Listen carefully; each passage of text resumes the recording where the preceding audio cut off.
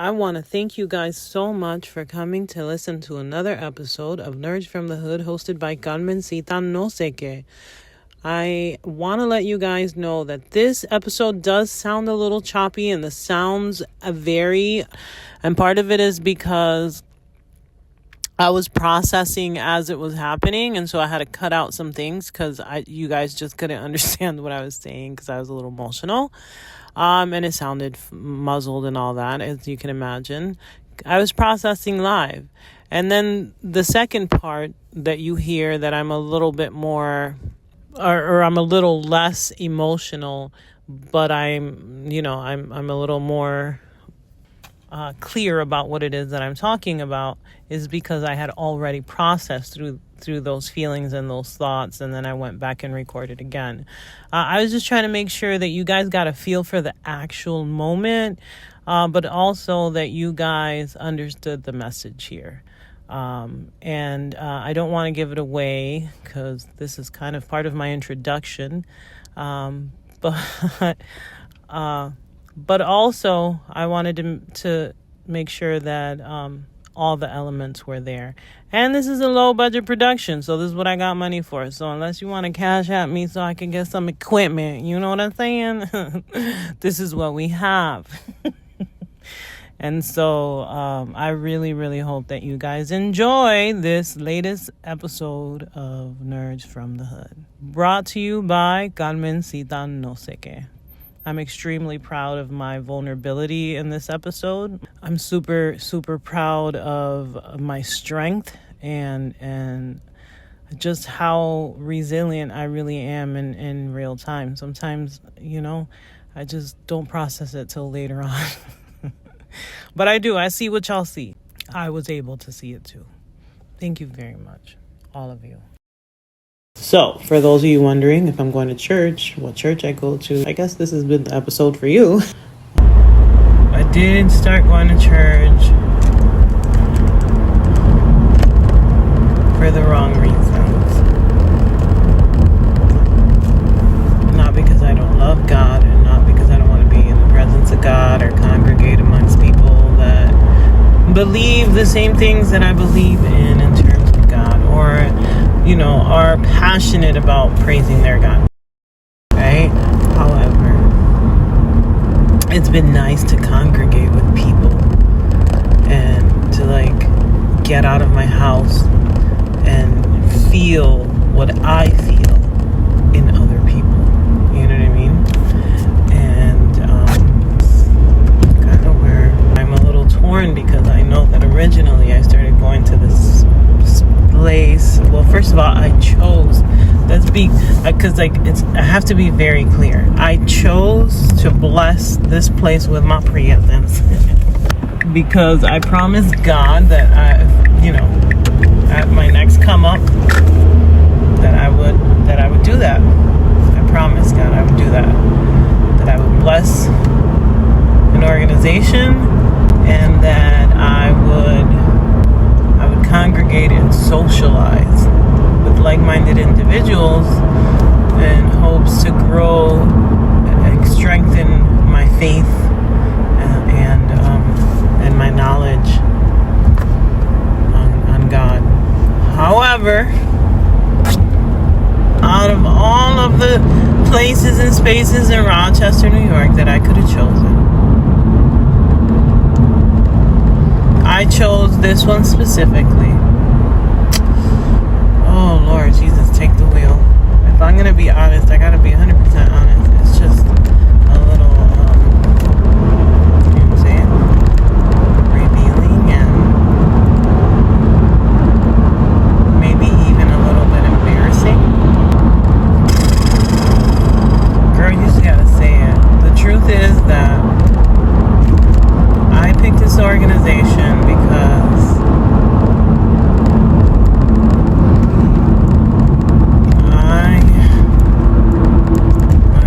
Carmencita, no sé cómo decirlo. No sé cómo decirlo. Carmencita, no sé cómo decirlo. You just gotta say it, girl. You need to stop being afraid. What's the worst thing that can happen right now? If you process through this moment and you tell the truth and the world finds out your truth, what's the worst thing that can happen?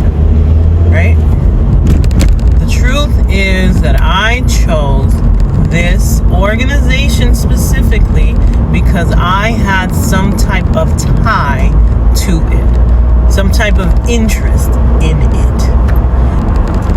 I've been like going back and forth because I put myself in another pickle. I know I did, but I understand that God is going to guide me through and out of this and around this and wherever it is that I need to go. I'm not upset though. First of all, I'm not scared. I mean, I was totally, absolutely petrified, shaking even. And I know no one understood my intent. No one understood my connection. No one understood anything, but I understood it. And so to know in a vulnerable moment like that, where I put myself in that position, God had my back because that's where I needed to be. God had my back because I needed to get the word that I needed to get, right? That took me out. I went the first weekend. I literally went to church on a Sunday and was filled with the anointing and the strength and the love and the grace of God. Literally, that's how I felt that Sunday. Like, wow, Lord, thank you. Because even though I was being petty-ish,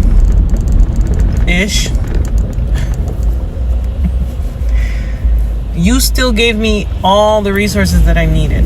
Because maybe 4 days later, that Wednesday or Thursday, Wednesday night, I think I was booking a flight. Thursday night, I was on that flight on my way to Florida. Because God knew that I was being prepared for what was coming next. I had absolutely zero idea of what I was about to be met with, but God did. And so he used that very thing that I was using. I mean, I knew I was doing good. You know, that's the kicker here. I was being petty, and also I knew that through my pettiness, I was gonna, bless some people somehow, right? I just, what I didn't know was that in my pettiness, right, God would bless me too and give me everything that I needed to get me through the next few weeks. And so I went to church on that Sunday, and then I didn't go for a few more weeks because I was actually in Florida dealing with the death of my sister.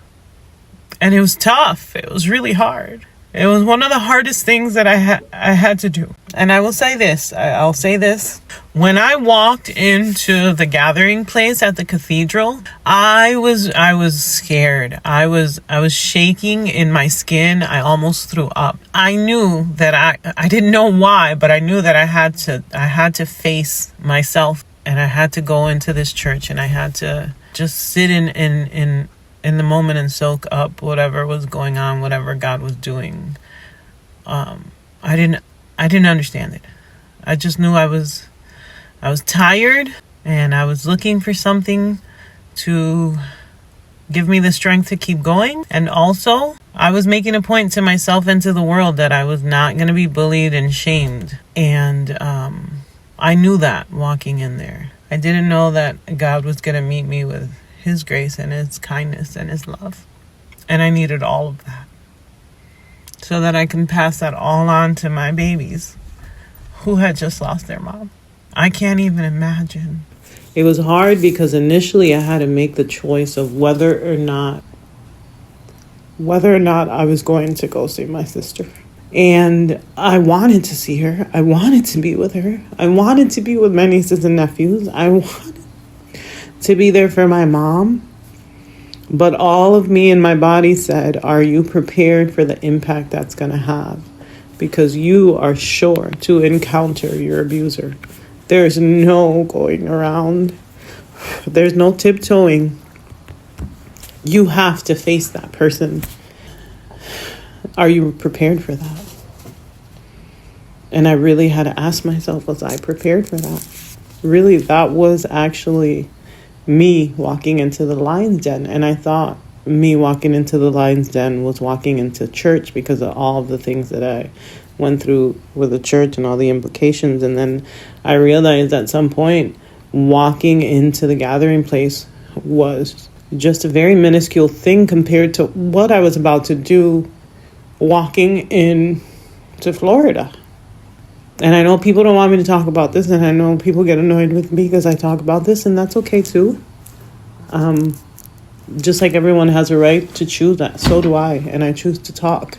And it was hard as heck on my body, physically, mentally, emotionally. It was a lot. But it was a sacrifice that I was willing to make sure that my mother and my nieces and nephews had what they needed to get them through that. And I'm not saying that I'm not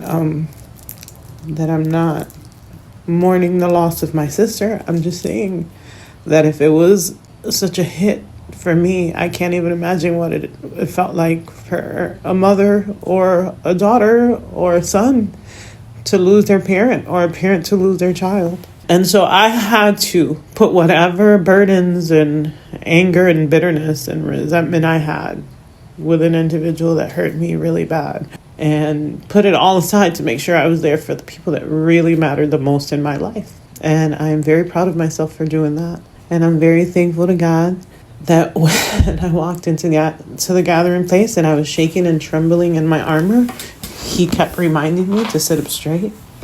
He kept reminding me to breathe. He kept reminding me that I belong there too. And that's what got me through sitting through the service that very first Sunday. And that is exactly what got me through 2 weeks of having to sit in someone's face and control myself and all the things that I felt inside internally, and just put them all to the side and just hone in and focus on the task at hand.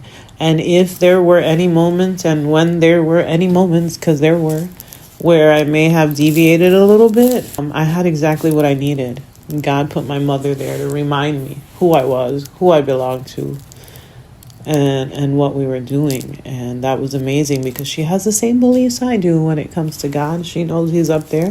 She understands that He's looking out for us, and we have to look out for one another. And so I'm very grateful that my mom was there to walk me through, and I really needed that. I think the little girl in me needed that, but I also think that the grown woman in me needed that solidarity, that loyalty in the moment, that owning up to the moment, that saying, I know what's going on, I love you and I support you. And she was saying that just with love. She was saying it with love. And so I'm very, very thankful. So that was the first aha moment that I had at the gathering place, because we think we have a plan, and we think you would think that I would know better, but I'm human and I make mistakes, and I'm very emotional, and everyone keeps telling me that in order to have a relationship with God, I need to turn that off.